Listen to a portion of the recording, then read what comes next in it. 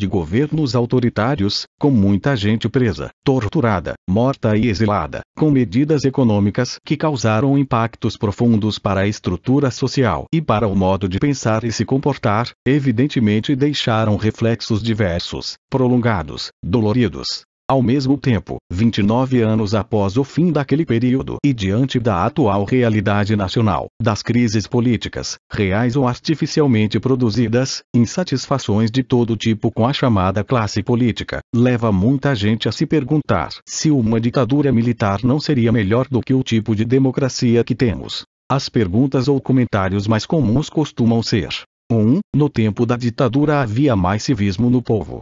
O brasileiro era mais nacionalista e não tinha tanta baderna como greves, passeatas, etc. 2. A economia era melhor no tempo da ditadura. 3. A juventude tinha mais consciência naquela época e lutava muito mais do que hoje. 4. Nos tempos da ditadura não tinha tanta corrupção. As percepções sobre tais questões não são secundárias e merecem uma análise mais detida, uma vez que, se tomadas em seu conjunto, ou mesmo individualmente, dependendo da resposta que a ciência da história nos fornece, podemos tirar conclusões absolutamente equivocadas ou corretas.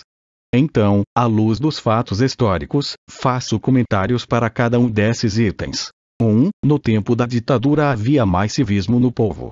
O brasileiro era mais nacionalista e não tinha tanta greve, badernas, passeatas. O primeiro elemento a ser abordado para essa questão está no próprio caráter ditatorial do regime de 64.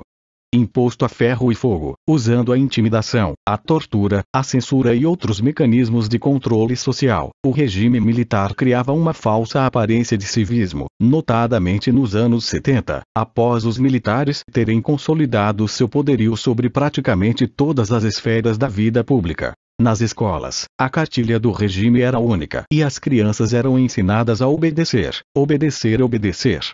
Os movimentos sociais haviam sido dilacerados pela perseguição, pela repressão. A censura castrava todos os meios de comunicação. Era praticamente um consenso de cemitério o que havia na sociedade brasileira. Esse enorme aparato repressivo causava, portanto, a impressão de que o brasileiro era ordeiro, cumpridor das regras e amava mais a pátria. Amava. Amor é o oposto do medo e o povo tinha medo, muito medo após todo um período de guerra interna nos anos 60, de 64 até o início da década de 70, vencida pelos ditadores. A paz social, ou aquilo que parecia como paz, era imposta de cima para baixo e para largas parcelas do povo, que havia perdido suas principais lideranças para as prisões, mortes ou exílios. O silêncio era a melhor resistência. Mas conforme a roda da história girou, tudo que era aparentemente cívico e patriótico desandou em profunda insatisfação popular crescente. Com a crise econômica que se abateu sobre o Brasil em função da gestão econômica da ditadura, o povo, notadamente os trabalhadores organizados nos sindicatos, viu-se obrigado a resistir e lutar contra a ditadura. A partir de 78, 79, a classe operária teve que organizar movimentos grevistas históricos para combater o próprio empobrecimento causado pelo arroxo salarial. E a partir daí, nosso povo lançou-se em um amplo movimento mobilizador para derrotar a ditadura e redemocratizar o Brasil. Lutou pela democracia e pelo direito a se organizar e o fez nas ruas, afrontando o regime. Hoje, quando categorias profissionais e movimentos sociais os mais diversos fazem suas manifestações livremente, isso não é sinal de baderna, mas de liberdade política, conquistada após muita luta, muito suor, muito sangue. Essa liberdade precisa ser valorizada e não criticada. 2. A economia era melhor no tempo da ditadura. Outro mito muito disseminado pelos defensores do militarismo ditatorial brasileiro é o de que naquela época nossa economia era muito melhor do que hoje. A ditadura militar vivenciou 3 períodos fundamentais no campo econômico. Entre o golpe em 1968, a economia não avançava e isso tornou-se um problema grave para legitimar o regime aos olhos do povo. Em linhas gerais, a inflação nos primeiros 6 anos da ditadura manteve-se em patamares semelhantes ao período pré-golpe, cerca de 4% ao ano, e as políticas anti-inflacionárias do regime, principalmente o controle sobre os salários via arroxo salarial, levaram à falência centenas de pequenas e médias empresas, o que ampliou o desemprego global. Em contrapartida, o regime abriu ainda mais as portas do país às multinacionais.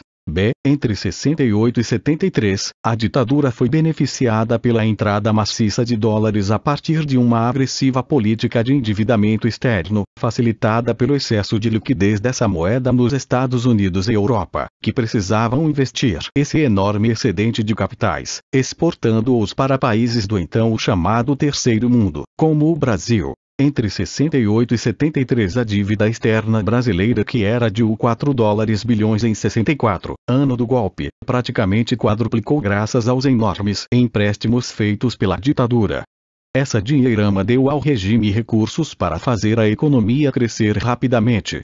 O PIB passou a girar em torno de 10% ao ano. O crédito para a classe média foi ampliado para o consumo de bens de consumo, notadamente automóveis e eletrodomésticos. Grandes obras passaram a ser erguidas, que ficaram conhecidas como obras faraônicas. Novas empresas estatais foram criadas.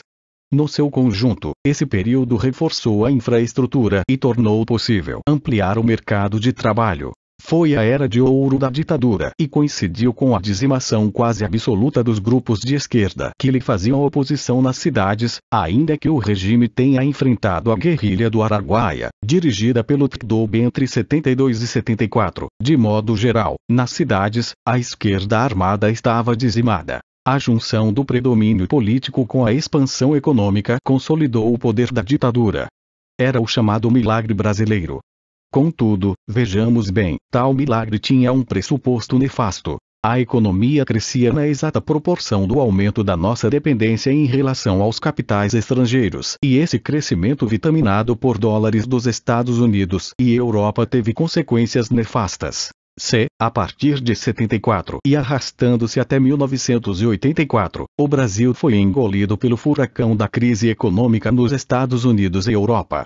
Se até 72, 73, os capitais estrangeiros estavam disponíveis em profusão, o início da grande crise econômica nos países capitalistas centrais obrigou o regime a devolver o dinheiro anteriormente emprestado, acrescido de enormes taxas de juros. Para piorar, esse também foi o período no qual os países exportadores de petróleo bateram duro nos países consumidores e o preço do barril de petróleo explodiu, triplicando em 2 anos.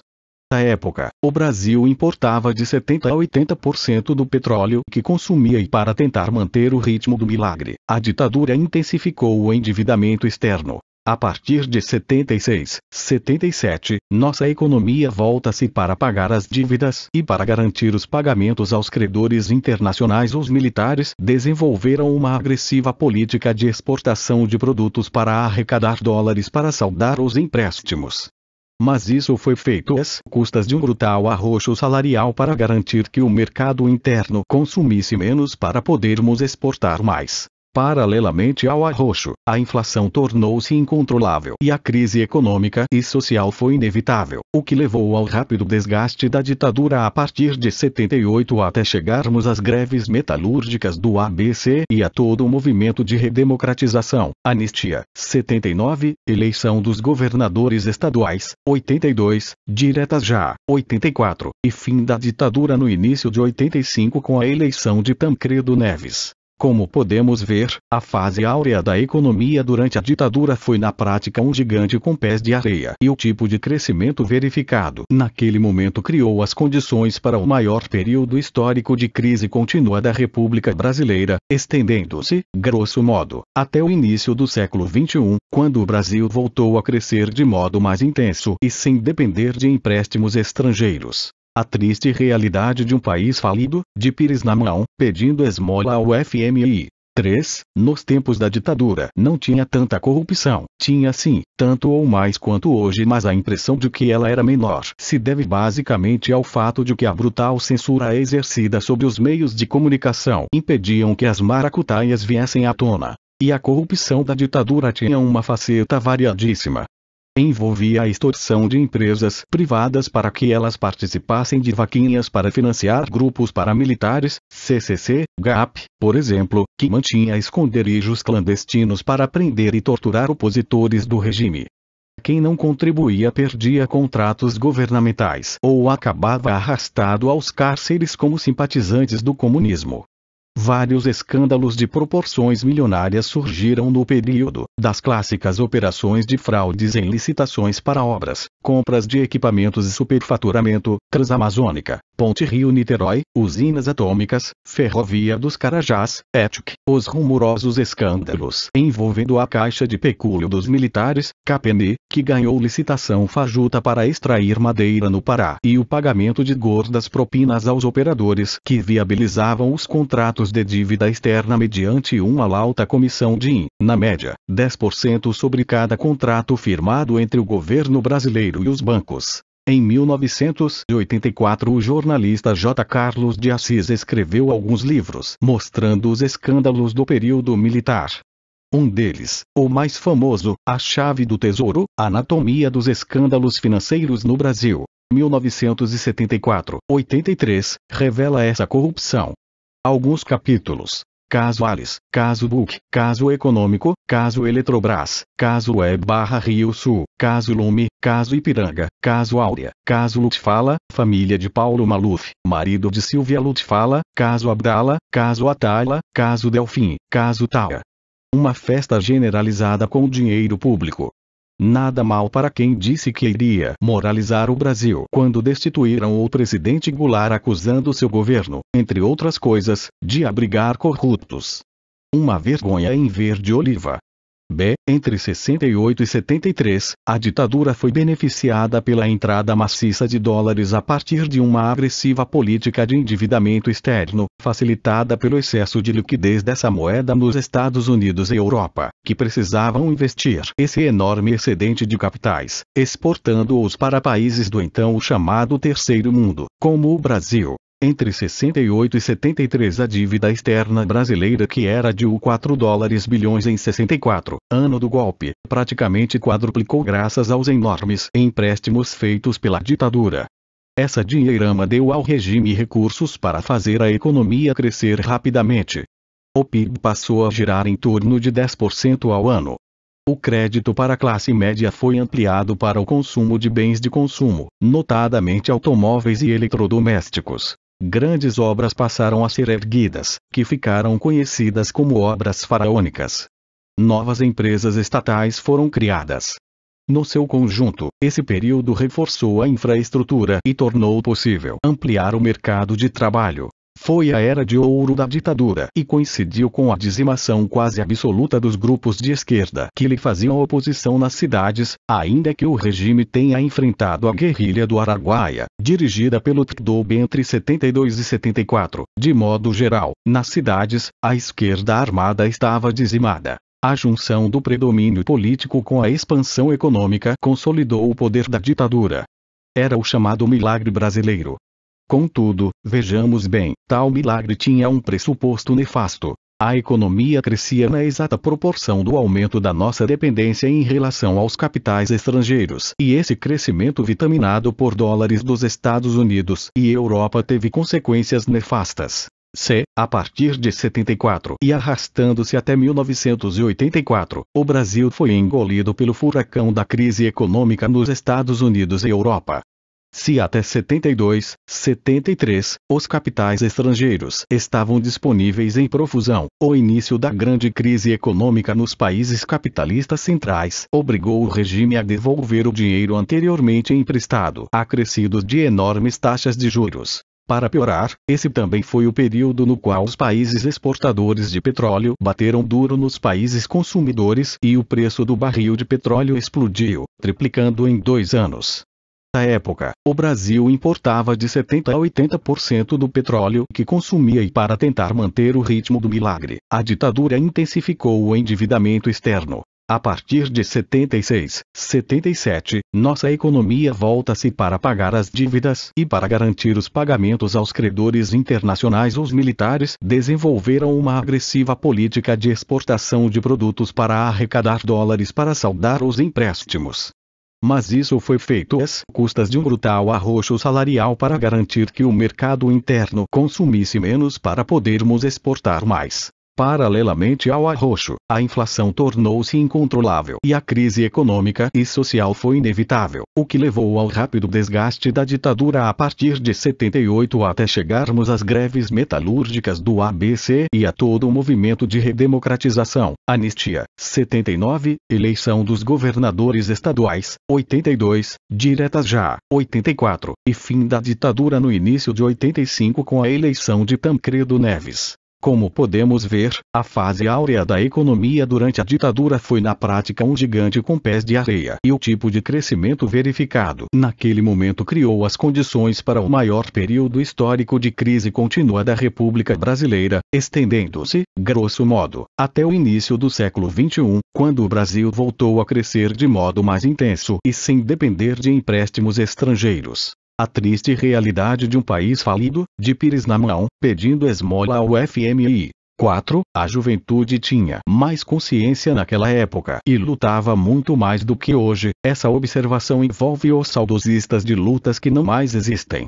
A ditadura militar causou uma hecatombe no tecido político brasileiro e obrigou a radicalização da luta política. Entre 64 e 70, surgiram vários grupos políticos de esquerda, formados notadamente por estudantes universitários e trabalhadores operários que se viram obrigados a confrontar um Estado terrorista apoiado política e economicamente falando pelos Estados Unidos. Essas lutas prolongaram-se até os anos 80, quando a ditadura terminou e elas foram fundamentais para o processo de acumulação de forças contra o regime. Além da necessária luta pela democracia, a juventude, e os demais setores da sociedade brasileira, notadamente o movimento sindical e popular, defrontou-se com uma brutal crise econômica que piorava a cada ano o padrão de vida da grande massa popular. Ora, nesse quadro dantesco de luta contra a ditadura e contra o empobrecimento acelerado causado pela concentração da renda e pela crise econômica, é mais do que natural que o povo, a juventude, travasse inúmeras lutas, pontuais e gerais. Nos nossos dias, pergunto eu, quais são de fato as grandes crises enfrentadas pela sociedade brasileira que obrigam o povo a lutar por democracia e melhoria econômica? É óbvio que o Brasil está longe de ser um paraíso e ninguém é maluco de afirmar que tudo está resolvido. Mas após 25 anos de redemocratização e com a grande recuperação econômica que o Brasil vivencia nos últimos 10 anos, é também natural que as lutas sejam de outro tipo, bem menos radicalizadas, o que dá a falsa impressão de que o povo e a juventude de hoje é menos politizada do que antes. Não é. O que ocorre é que cada geração trava a sua luta conforme o tempo em que vive e não as lutas das gerações passadas, no mesmo patamar, com a mesma radicalidade e necessidade. Se gostou do vídeo, se inscreva no canal, dê like e compartilhe. A verdade merece ser divulgada.